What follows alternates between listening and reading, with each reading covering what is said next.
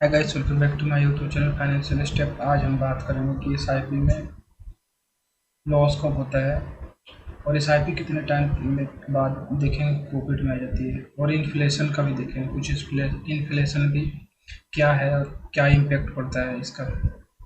चलिए वीडियो को शुरू करते हैं। सबसे पहले जानते हैं इन्फ्लेशन के लिए। चलिए देखते हैं इन्फ्लेशन जो गवर्नमेंट दिखाती है वो एवरेज दिखाती है। जितने सारे प्रोडक्ट है उसको एवरेज लगा देती है, किसी पे 10%, किसी पे 5%, किसी पे 1%, 2% बढ़ा। उसके हिसाब से गवर्नमेंट उस सभी प्रोडक्ट को जोड़ के डिवाइड करके एवरेज निकाल देती है कि एवरेज इतना। अगर पिछले 30 सालों का देखें तो 6.5% का इन्फ्लेशन रेट बढ़ा है हर 30 साल। हर साल मतलब 6.5, 6.5, 6.5 ऐसे करके पिछले लास्ट 30 सालों में 6.5% के हिसाब से इन्फ्लेशन रेट बढ़ा है। तो वैसे अभी देखें 1990 में जो गोल्ड की प्राइस प्राइस था वो 3200 के आसपास मिलता था, और 2003 में वही बढ़ के 5600 का हो गया। 2022 में वही बढ़ के 49,200 का हो गया। तो अगर इसका एक्चुअल इन्फ्लेशन निकाले तो 9.2% के हिसाब से गोल्ड बढ़ा है पिछले 1990 से लेके 2022 तक। गोल्ड की प्राइस देखें तो इंक्रीज हुआ है 9.2% के हिसाब से। वैसे पेट्रोल का देखें तो 1990 में 9 रुपये 84 पैसे का पेट्रोल मिलता था, जो 2003 में बढ़ के 32 रुपये 49 पैसे का हो गया, और 2022 में बढ़ के 105 रुपये का। अगर इसका अगर इसका एक्चुअल इन्फ्लेशन देखें तो 7.9 का हिसाब से पेट्रोल बढ़ा है। और डीजल का देखें तो डीजल 1990 में 4 रुपये 8 पैसे का मिल रहा था, 2003 में 21 रुपये 21 पैसे का, 2022 में 97 रुपये का। अगर इसका एक्चुअल एवरेज इन्फ्लेशन देखें तो 10% के हिसाब से बढ़ा है। और यही मिल्क के ऊपर देखें, दूध पे जो 1990 में 6 रुपये का पैकेट मिलता था 1 लीटर का, जो 2003 में बढ़ के 13 हो गया, और 2022 में 70 रुपये का हो गया। इसका एक्चुअल इन्फ्लेशन देखें तो 8.2 का बढ़ा है। और ऐसे अगर देखें 1 लाख रुपए किसी बंदे ने 1990 में। चलिए देखते हैं कि एसआईपी कितने साल में प्रॉफिट में आता है, कब तक लॉस में रहता है। ये फंड का कोई रिकमेंडेशन नहीं है, और आप म्यूचुअल फंड में इन्वेस्ट करने से पहले आप अपने फाइनेंशियल एडवाइजर से एडवाइस कर लें, अपना खुद का रिसर्च भी कर लें, उसके बाद ही इन्वेस्ट करें। तो चलिए देखते हैं कि आदित्य बिरला सन लाइफ का एग्जाम्पल लेते हैं। अगर आपने 10,000 की एसआईपी शुरू करी, 2,000 से स्टार्ट करी, तो एक साल में आपने 1,20,000 डाला। 1,20,000 की वैल्यू 7.9% के बढ़ी, जो इसकी वैल्यू 1,24,340 होगी एक साल में।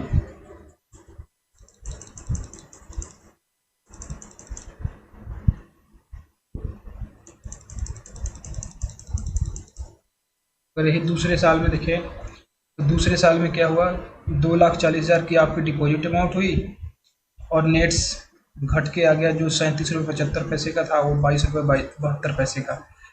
और 2,40,000 की वैल्यू घट के 1,68,431 रह गई, माइनस 32% का रिटर्न।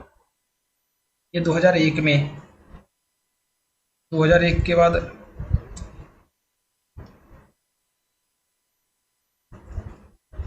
अब तीसरे साल के देखते हैं।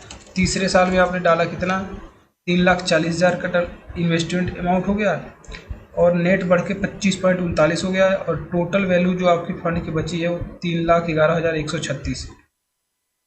नॉर्मल इन्वेस्टर क्या करता है, अगर किसी फाइनेंशियल एडवाइजर के थ्रू नहीं गया, कहीं यूट्यूब से देखा कुछ कर लिया विदाउट रिसर्च किसी भी, तो क्या करता है, बस पहले साल तो डाला, बढ़ गया तो सोचा अच्छा रिटर्न दिया, चलो अगले साल। रिटेल इन्वेस्टर क्या करते हैं, वो तो दूसरे साल में जो 2,40,000 की वैल्यू घट के 1,68,431 बची हुई, यहीं पे क्या करते हैं, रिडीम करते हैं और बेच के निकल जाते हैं, और वो आगे 4 बंदों को और भड़काते हैं कि म्यूचुअल फंड बेकार है, यहाँ तो गेम धोखा होता है, पैसे डूब जाते हैं, पैसे नहीं बनते हैं। और कुछ हिम्मत करके तीसरे साल तक 3,60,000 डिपॉजिट किया, 3,11,000 एक बच गया वैल्यू, 9% का माइनस।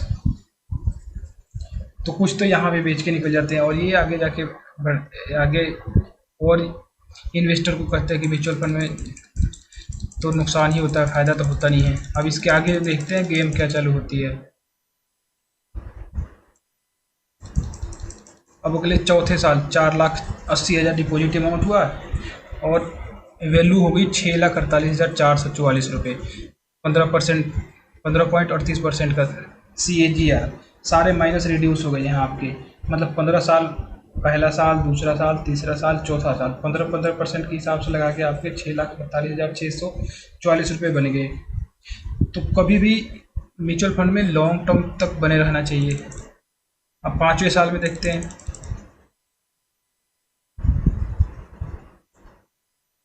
अब 5वें साल में 6 लाख की डिपॉजिट अमाउंट होगी, 11,25,000 बन गया, 25.77% का रिटर्न।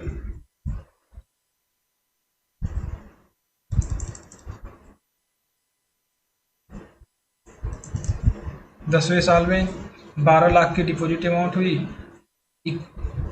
और 51,03,861 रुपये, 27.38% का रिटर्न।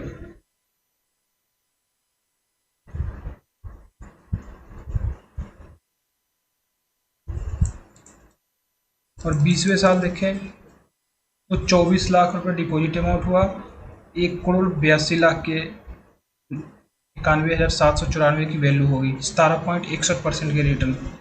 22वें साल में 27 लाख की डिपॉजिट अमाउंट होगी, 3,10,00,000 के आसपास की वैल्यू, 3,10,30,400 की वैल्यू होगी, 18.27% के। तो इससे हमें देखने को यही मिला कि म्यूचुअल फंड में लॉन्ग टर्म बने रहना ही बहुत फ़ायदे का सौदा है। अगर लॉन्ग टर्म तक आप बने रहते हैं म्यूचुअल फंड में तो आपको नुकसान होने के चांसेस घट जाते हैं। और म्यूचुअल फंड में देखें तो एटलीस्ट आप 3-5 साल के लिए तो इन्वेस्ट करें ही करें। Equity related instrument mutual fund में अगर आप इन्वेस्ट कर रहे हैं तो एटलीस्ट 5 साल तो इन्वेस्ट रहना ही पड़ेगा अगर आपको पैसे बनाने हैं तो। नहीं तो 2 साल, 2.5 साल, 3 साल में देख रहे हैं कि माइनस निगेटिव ही रिटर्न मिल सकता है। म्यूचुअल फंड मार्केट से लिंकेड होता है। मार्केट ऐसे नहीं बढ़ता सीधा एक ही बार आप जैसे पूरी पे चढ़ते गए 1 2 3 4 5 6 करके छत पे चढ़ गए पूरी, ऐसा नहीं बढ़ता। मार्केट ऐसे बढ़ता है जैसे 10 पॉइंट ऊपर गया तो हो सकता है 5 पॉइंट नीचे आ जाए, 12-15 पॉइंट भी नीचे आ सकता है। उसके बाद फिर उसके एक हाई बनाता आगे 10 पॉइंट, 15 पॉइंट, 20 पॉइंट बढ़ के फिर हाई बनाता कि जो उस पर कुछ दिन ट्रेड करेगा, उसके बाद आगे कुछ हाई बढ़ाता है या नीचे डाउन आता है। तो ये अप्स एंड डाउन को ही मार्केट रिस्क कहते हैं। तो अगर आप लॉन्ग टर्म तक बने रहते हैं तो आपको प्रॉफिट के चांसेस ज़्यादा बढ़ जाते हैं और लॉस के बहुत चांसेस कम हो जाते हैं। इसी तरह की वीडियो देखने के लिए मेरे चैनल को सब्सक्राइब कर लें। Thank you so much watching this video.